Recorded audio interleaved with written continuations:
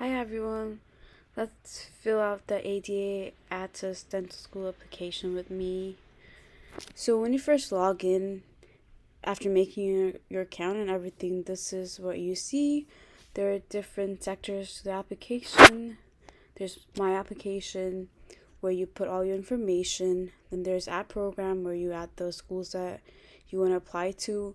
And then you have submit application where you pay for all the programs that you have added. And check status is where you could keep an eye on the application status of your schools. But once you have submitted the application, schools don't really update it. They'll usually try to contact you through emails or sometimes call you, which is rare, but mainly through emails. So let's start with the personal information sector in my application. So there are 4 sectors here. Just to briefly explain it, there's academic history where you put all your school information, grades, and all that. There's supporting information, and then there's program materials. Whatever program you add in add program, and if those schools have extra essays or information that they want from you, you'll add it over here in program materials. So let's start with personal information.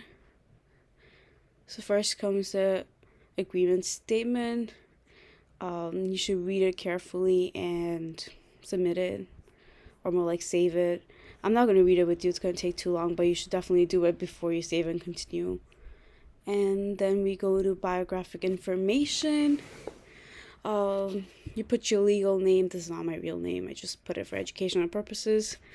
You put your information, your gender identity, your birth information, and all the basic stuff that you should be able to do easily. Then there's contact information. You should put your address and your phone number and email down below. And then comes citizenship information. If you are a citizen of the United States, you put it here. If you're not, you put that here as well. And if you are on a visa, like on an F1 status, you put that information here as well. And if you're on DACA, you put it here. Moving on, environmental factors. Here you add if you have been in disadvantage consideration. I put no here. Your family situation. You should read it carefully and answer it according to your situation. Your childhood residency. I think this answer is optional. You don't really have to answer it, but during my application cycle, I did answer it. I just put I lived in an urban city with my family in an apartment or something like that. I don't think it makes any difference, but it's up to you if you want to answer it or not. It's not mandatory. And then moving on, we go to the high school situation. Same as before, you answer it as per your situation. And then comes the relatives and oral health question. I do not have anyone in my family that's in oral health or is a dentist or a dental hygienist, so I put no here. Then you save and continue. I didn't answer any of the questions, so obviously I'm not going to save, but you must do it so the information just doesn't go away and you don't have to fill it up again. Then we move on to the parent and guardian information. So you should add the information here, or you can choose not to if you don't want to. I'll just show it to you. You put in the relationship to the applicant, first name, last name, gender, living or deceased, occupation, residency where they live, their education, and if they are in your primary household. And then again you save it, and then let's continue to the next section. Race and ethnicity. If you're Hispanic or Latino, you put yes. If not, then no. I'm Asian, so I'll put Asian here, and then you can select what you are. If you're something else, you can put it here. I'm Bangladeshi. Then again, you save and continue, and then we go to other information. I think this is where you put your DUNPIN information. DUNPIN is what you use to register for your DAT and all that good stuff. And then what year do you intend to apply? For you guys, it's going to be 2025, because this is a 2024 and 2025 cycle. You start your application process in 2024, but you'll be attending dental school in 2025, so it will be 2025 here. And what's your first language? You put it here, English.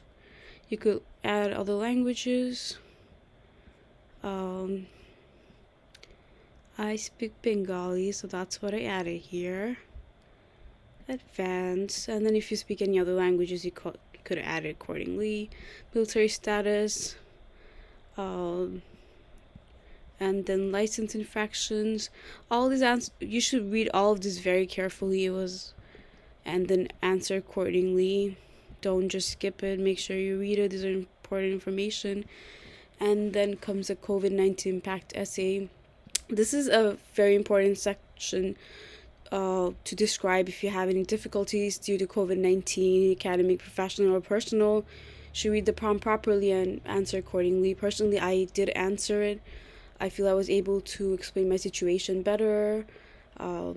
Things that happened in my personal life due to the COVID-19 and how it had effects in my academic career.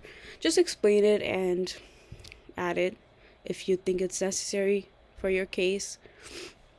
If you had any education interruption, you should also add it here. Anything other than COVID-19, I believe. And if you have military service interruption, add it here. Previous applications to U.S. Dental School. If I was going to apply again, which thankfully I don't have to, because I got in the previous cycle, I would have put yes here. If this is your first time applying, you just put no, and then you move on. Then comes the manual dexterity question.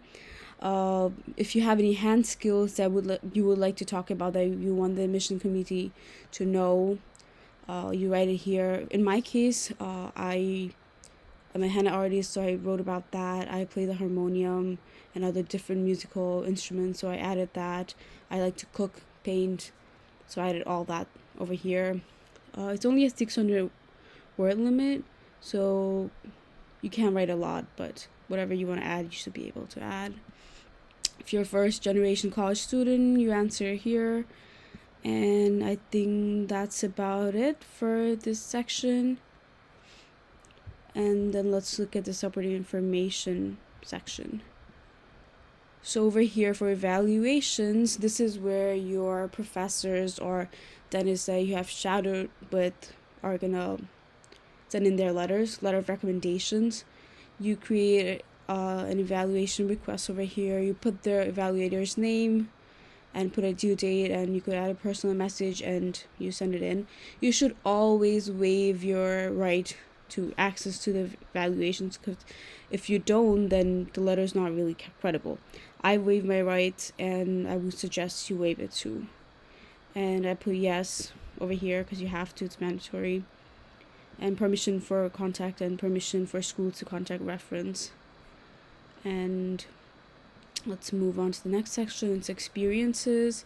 You could add all your work experiences over here. You should read it properly. Your shadowing experience and any other work that you have done throughout college or even before that, you should add it here. You add your achievements over here. If you have any awards or anything that you think would look good in front of the admissions committee and would that you want to add, you should definitely add it here. Then licenses, I did not really add anything here, but I have heard people say that you could even add your driver's license here, and anything that you might have, EMT license or anything like that, you should add it here. And then comes your personal statement. Personal statement. Make sure you take a lot of time to write it. Don't rush it. Get help from other people to get a second opinion and add it over here. Let's move on to the next section. Here comes academic history. So colleges and universities attended. It's pretty simple. You just add all your colleges that you have attended over here. Add every college that you have attended, even if it was for a summer class or 1 or 2 credits, it must all be added here. Then you add your high school transcript entry. So here you're gonna put all your grades and classes that you took from your colleges. Make sure it's like super accurate. It's important that everything matches to your actual transcript. Otherwise, there could be great delays. I took my sweet time filling it out because you want to be very careful while you do it. Make sure to add everything correctly.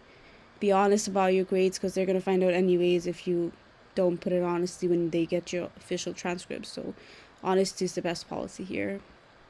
And then let's move on to the standardized test. You add your DAT scores here. If you have taken the US DATs, you add it here. Or if you have taken the Canadian, you could add it here too. And one other thing is that if you have not taken the test yet and you have an intended date that you want to add, you could do that too.